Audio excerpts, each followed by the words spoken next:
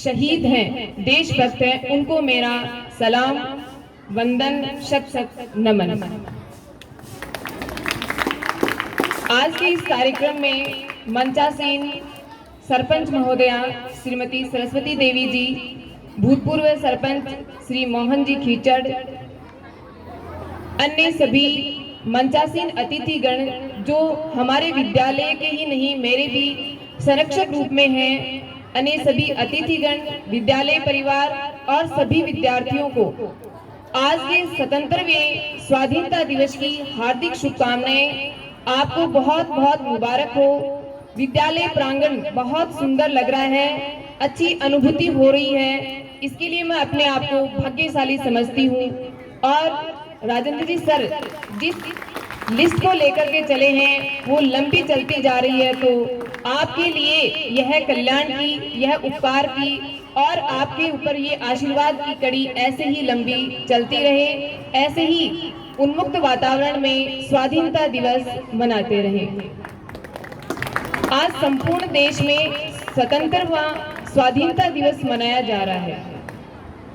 76 वर्ष का एक व्यक्ति जिस प्रकार से खट्टे मीठे अनुभव लेकर के बैठा रहता है, यहाँ विद्यालय प्रांगण में भी हो सकता है इस आयु को प्राप्त करने वाले कई बड़े भाई हों, तो जैसे उसके जीवन में खट्टे और मीठे दोनों अनुभव होते हैं, वैसे ही मैं मानती हूँ कि 76 वर्ष की इस लंबी यात्रा में हमारे राष्ट्र में भी, इसके राष्ट्र के सामने भी कई खट्टे मीठे अनुभव हैं।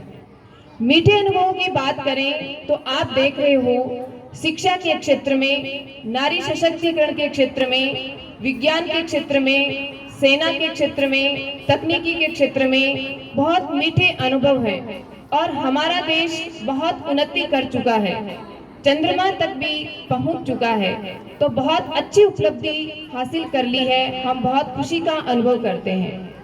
लेकिन जैसे एक व्यक्ति के जीवन में मीठे अनुभवों के साथ खट्टे अनुभव भी होते हैं जो उसको अपने जीवन में अनुभव करने होते हैं, भोगने भी होते हैं, वैसे ही हमारे देश की जो 76 वर्ष की लंबी यात्रा है उसमें आज भी हमें कई विडंबनाओं का सामना करना पड़ रहा है।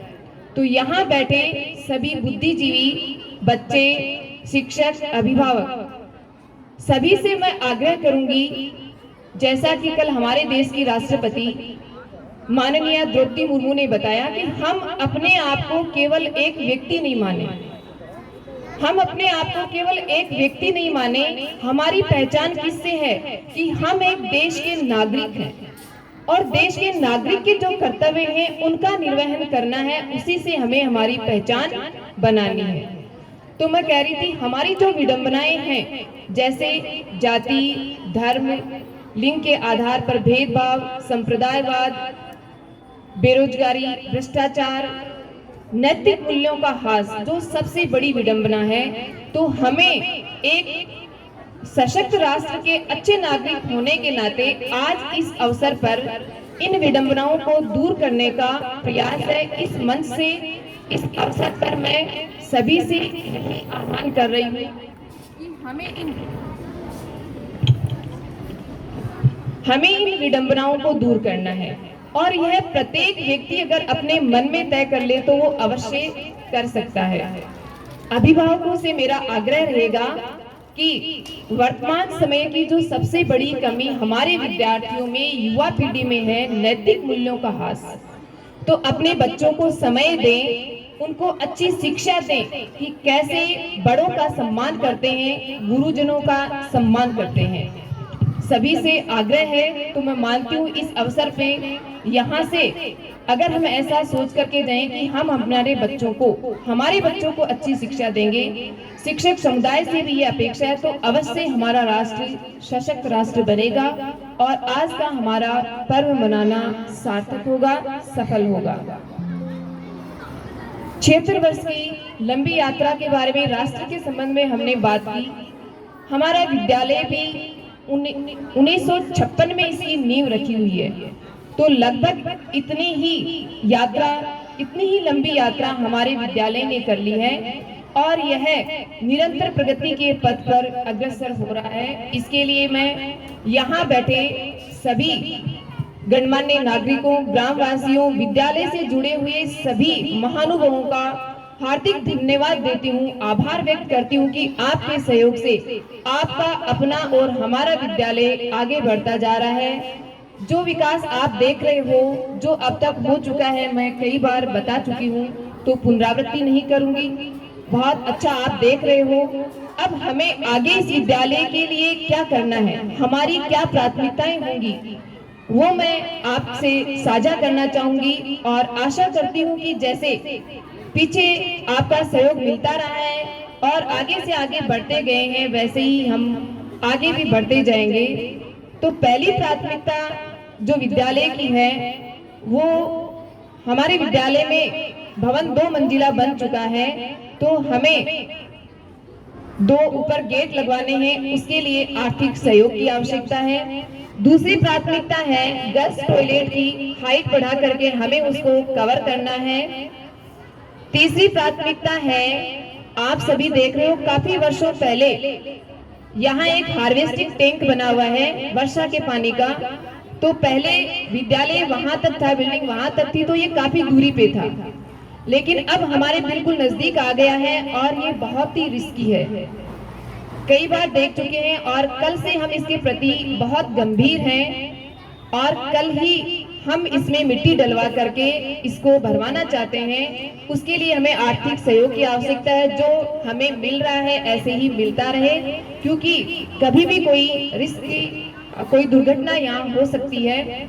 चौथी प्राथमिकता है, आप देख रहे हो गेट के सामने जो टंकी बनी हुई है, हम ये चाह रहे हैं कि वहां से एक बड़ी टंकी का निर्माण यहाँ छात्राओं के लिए कर दिया जाए, ताकि वो पानी पीने में सुविधा महसूस करें। अगली प्राथमिकता है, यदि विद्यालय की 4 दीवारी ऊंची हो जाती है और एंगल लग के तारबंदी हो जाती है, तो विद्यालय और भी अधिक सुरक्षित हो जाता है। जब यहाँ रहते हैं तो नई नई बातें सामने आती रहती हैं, बातें तो कड़ी तो और भी है, लेकिन अभी इतना ही बताऊंगी। ऐसे ज्यादा और लंबी लिस्ट हो जाएगी तो आप कहोगे कि कोई अंत ही नहीं है, लेकिन ये प्राथमिकताएं हैं जो हमें पूर्ण करनी है। और जैसे सहयोग पीछे रहा है, वैसे ही मैं आशा करती हूँ कि आपका सहयोग रहे, अपना विद्यालय धोद ब्लॉक में सर्वश्रेष्ठ विद्यालय रहे, विद्यार्थियों के शैक्षिक गुणवत्ता के साथ साथ भौतिक संसाधनों में भी हमारा विद्यालय सर्वश्रेष्ठ रहे। जैसे पिछले दिनों नाबार्ड के कमरे बन चुके हैं और विज्ञान वर्ग की, विज्ञान संकाय की जो घोषणा हुई थी, वो कल शाम को ही विरम देव जी सर से बात हुई है, लगभग 100% फाइनल है। सर आए हैं, अभी सुबह भी बात हुई है। शाला दर्पण आईडी बोर्ड बीकानेर निदेशालय ने मंगवा लिए हैं, इसका मतलब लगभग 99% अपना काम हो चुका है। तो सर का और साथ में ही पीसीसी चीफ गोविंद सिंह जी डोटासरा का बहुत बहुत हार्दिक धन्यवाद। आज के कार्यक्रम में आने के लिए सभी ग्रामवासियों को बहुत बहुत धन्यवाद, जिन्होंने समय निकाल करके हमारे बच्चों का उत्साहवर्धन किया। सांस्कृतिक कार्यक्रम की तैयारी करवाने वाले और बच्चों को अनुशासित रखने वाले, अन्य सभी प्रकार की व्यवस्था में सहयोग करने वाले सभी स्टाफ सदस्यों का, मेरी जो विद्यालय की टीम है, इसका बहुत बहुत धन्यवाद, जिन्होंने इस कार्यक्रम को सुंदर बनाया। धन्यवाद।